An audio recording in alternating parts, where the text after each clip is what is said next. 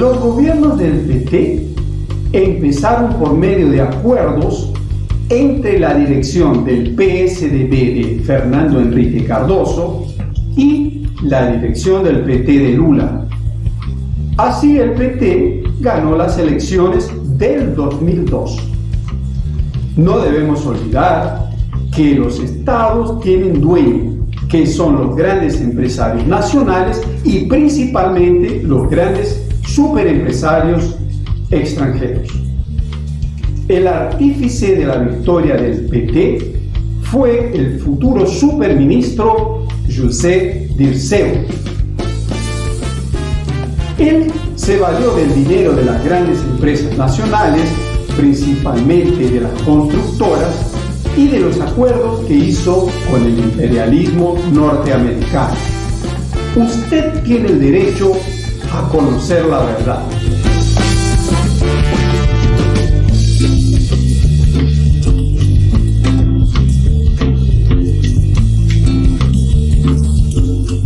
Los gobiernos de los tres estados más grandes de la Federación, São Paulo, Río de Janeiro y Minas Gerais, permanecieron bajo el control de la derecha. El PT nunca hizo ningún esfuerzo por al menos intentar ganar estas elecciones, como parte del acuerdo tácito general impuesto por los grandes empresarios y el imperialismo.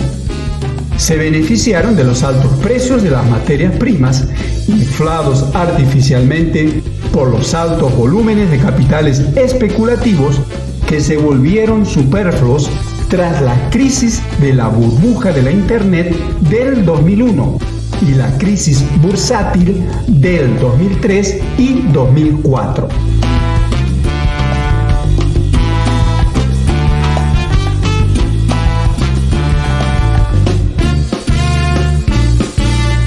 Con parte de estos recursos se llevaron a cabo importantes programas sociales que sacaron de la pobreza extrema a 16 millones de personas, permitieron a los pobres aumentar el consumo e ir a la universidad.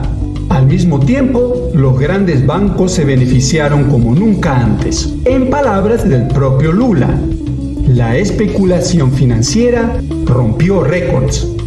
Las exportaciones de mineral de hierro superaron niveles históricos. La crisis del escándalo Mensalão, que eran pagos mensuales que el gobierno del PT le hacía a los parlamentarios, expuso parte de las debilidades de los gobiernos del PT. Los grandes empresarios estaban contentos con las altas ganancias y la contención de las luchas sociales, pero no estaban dispuestos a correr riesgos y necesitaban desviar la atención del escándalo del Banestado, el caso de corrupción más grande de la historia de Brasil.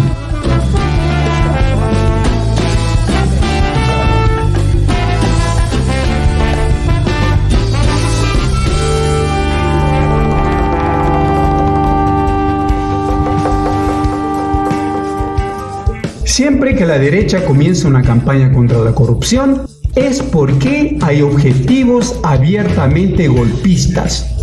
El PT logró ganar las elecciones del 2006, pero se vio obligado a aceptar la inclusión del PMDB en el gobierno.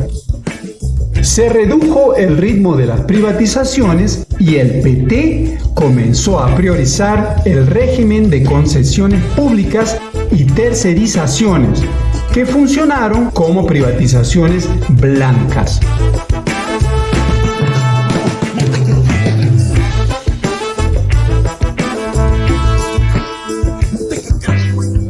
En el campo, el denominado agronegocio tomó el control total mientras la dirección del Movimiento de los Trabajadores Sin Tierra, MST, le puso fin a la lucha por la tierra.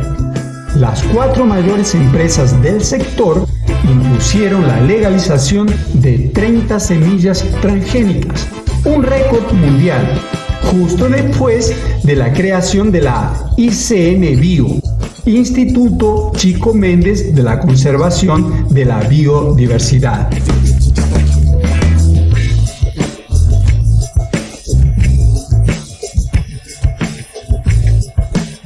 En el primer gobierno de Dilma se aprobó el nuevo Código Florestal, que representó un gran avance contra los biomas brasileños. El Ministerio de Justicia quedó bajo el control del ala más derechista del PT, el PT jurídico o mensaje al partido.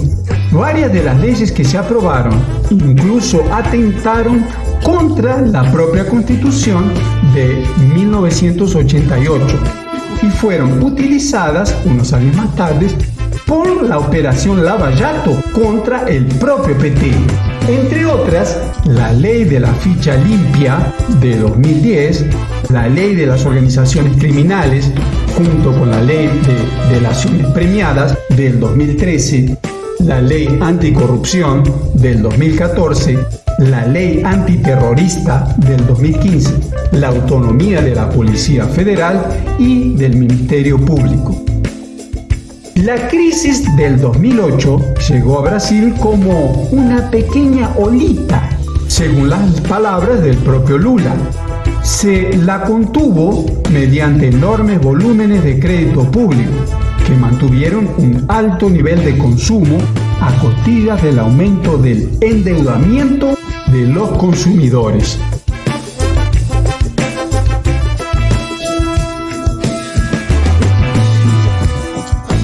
Para mantener la gobernabilidad, tuvieron que hacerle amplias concesiones a la derecha en los propios ministerios y en las alianzas realizadas en el Congreso para la aprobación de las principales leyes.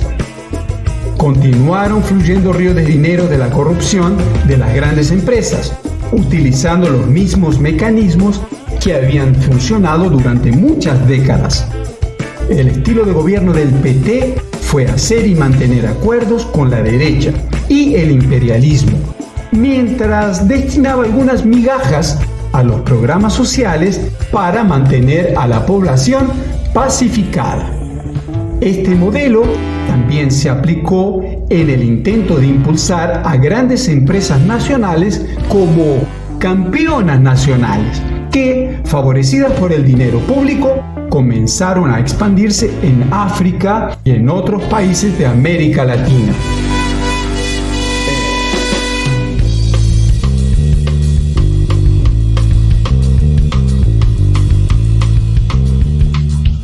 Todo funcionaba bastante bien en el mundo de Alicia, en el país de las maravillas de los gobiernos del PT. Centenas de miles de personas ingresaban en las universidades, mientras los buitres capitalistas del sector ganaban dinero de montones. La economía funcionaba anabolizada por medio de ríos de dinero de créditos públicos. Según las palabras de Lula, nunca los banqueros habían ganado tanto dinero. Pero los gobiernos del PT tenían una debilidad bastante grave. No controlaban los aparatos del Estado central.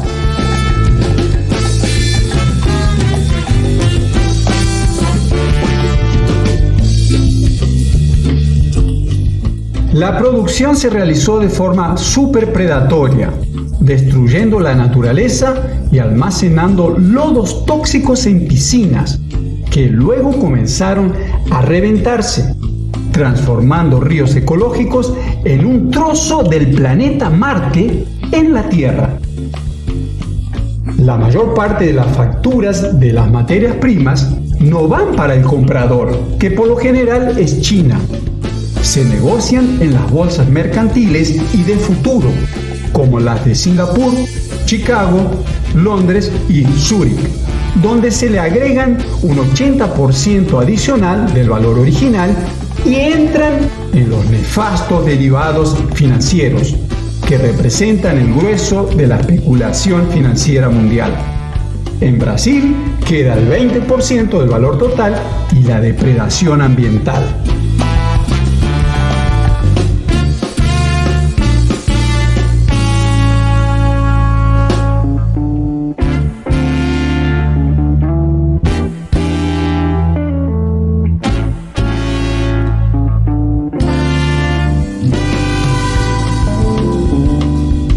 Para que el Banco do Brasil otorgue préstamos, ahora se requieren facturas que solo son otorgadas por la Monsanto, Bayer, Syngenta, BASF y otras empresas del sector. Así, Brasil se ha convertido en el campeón mundial en el uso de pesticidas, venenos, y en el vicecampeón mundial en el uso de transgénicos, aprobando sin pruebas hasta venenos que estaban prohibidos incluso en el vecino Paraguay. La decadencia de los gobiernos del PT comenzó en el año 2012.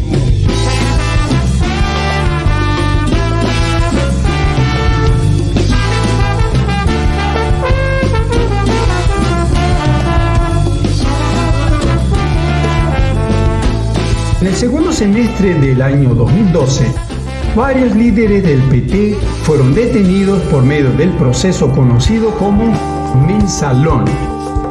En las elecciones municipales de ese mismo año, coincidiendo con la semana de la primera y de la segunda vuelta, se ejecutaron las sentencias del Mensalón para perjudicar al PT. Aún así, el PT ganó las elecciones en la ciudad más grande de Sudamérica, São Paulo. Fue una clara señal de la bancarrota electoral de la derecha asociada con el neoliberalismo de Fernando Henrique Cardoso, que enfrentó una crisis enorme después del colapso capitalista global del año 2008.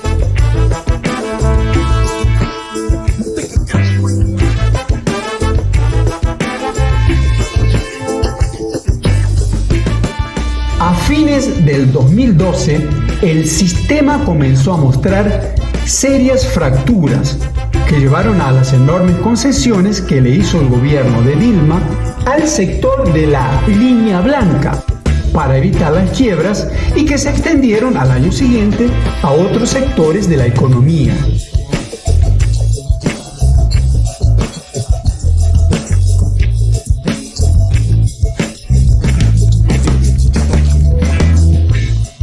En junio del 2013, la derecha más fascista colocó una peligrosa carta en las calles, los grupos fascistas, cuando se hizo evidente que la policía podría ser superada por el movimiento de masas contra el aumento de las tarifas del transporte. Grandes empresarios con una larga tradición golpista se involucraron en la campaña, principalmente la Red Globo, el grupo Gerdau y las federaciones de las industrias de São Paulo, Fiesp de Río de Janeiro, Firjan y de Minas Gerais, Fiench, con la participación próxima de la Embajada de los Estados Unidos de América.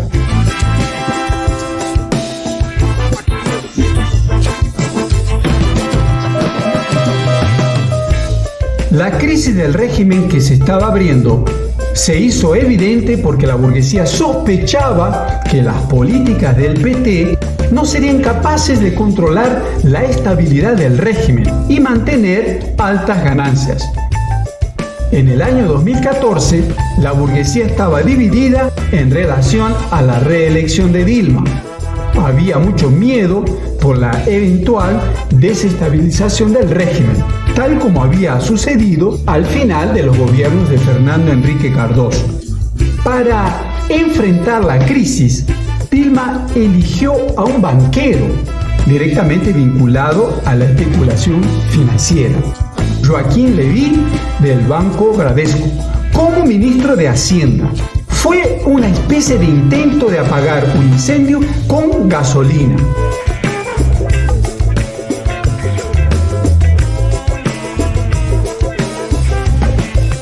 En marzo del 2014, grupos de extrema derecha salieron a las calles, por primera vez con identidad propia, en una marcha llamada Marcha de la Familia con Dios y por la Libertad, el Regreso. A mediados del mismo año, la derecha impulsó la campaña No habrá copa. A principios del 2015, comenzaron los actos de Fuera Dilma, que culminaron con el juicio político a la presidenta Dilma, que se llevó a cabo en abril del 2016. En el 2016, la burguesía se unió para imponerle el impedimento a Dilma. Las propias maniobras de Lula para llegar a un acuerdo con la derecha no fueron suficientes para salvar al gobierno de Dilma, mismo con las promesas de privatizar la seguridad social y a Petrobras.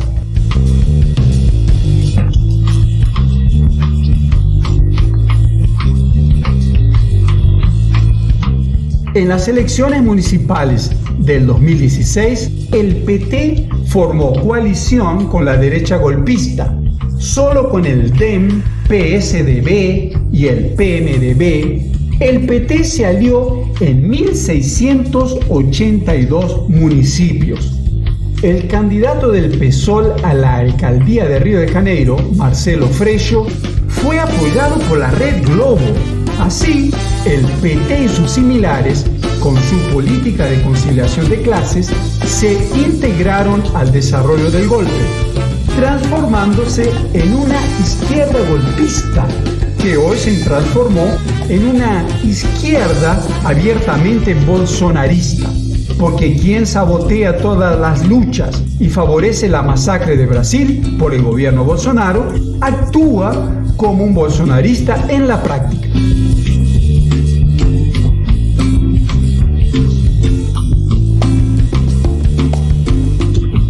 Al final del año 2020, los ricazos están dispuestos a matar a la propia madre para salvarse de la crisis mundial, que solo aumenta. Hoy no hay espacio para nuevos gobiernos al estilo de los del PT. El capitalismo no funciona más, no consigue abrir fábricas o empresas importantes. Lo que tiene para ofrecer es la masacre en la punta de las bayonetas, guerras, muertes, enfermedades pandémicas, desempleo, hambre y destrucción generalizada.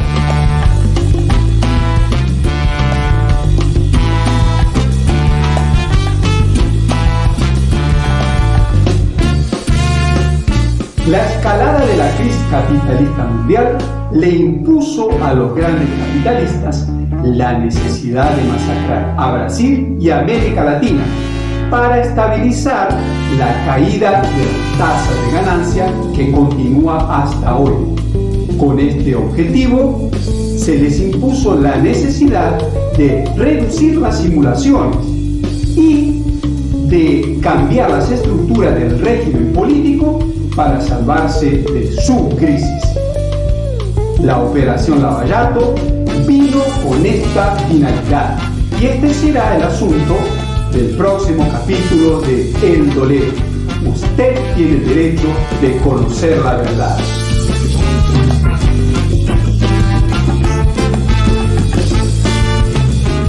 Seguidores y apoyadores de El Dolero, la primera serie brasileña para las redes sociales. Pudimos ahora, con bastante esfuerzo, entregar los 6 primeros capítulos de la serie. Con bastante esfuerzo porque tuvimos que enfrentar el cerco del imperialismo norteamericano, sus super manipuladas redes sociales, el gobierno Bolsonaro y la izquierda brasileña, que se comporta como una izquierda bolsonarista, ya que ayuda al gobierno Bolsonaro a masacrar Brasil. Volveremos en 15 días con la segunda parte del Dolero, con varias novedades. Hasta allá. Você pensa, aprendizado sempre sente a pulsão da energia, na pulsação do som, a sensação, a circulação ativa, orgânica batida do beat do seu coração. Tem que ter coragem, mas tem que ter um dom. Tem que ter amor, mas tem que ter razão. Tem que ter suor, mas tem que ter swing. Energia que nunca se extingue. 100% no momento, 100%.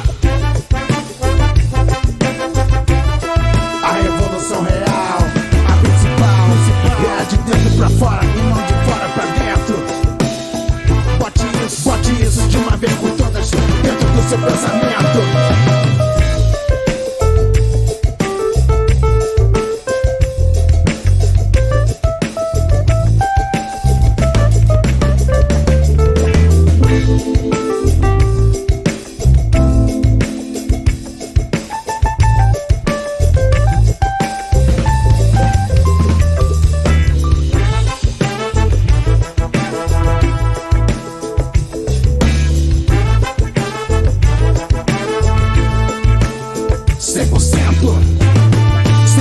no momento, 100%. A revolução real, a principal, é a de dentro pra fora e não de fora pra dentro. Bote isso de uma vez por todas dentro do seu pensamento.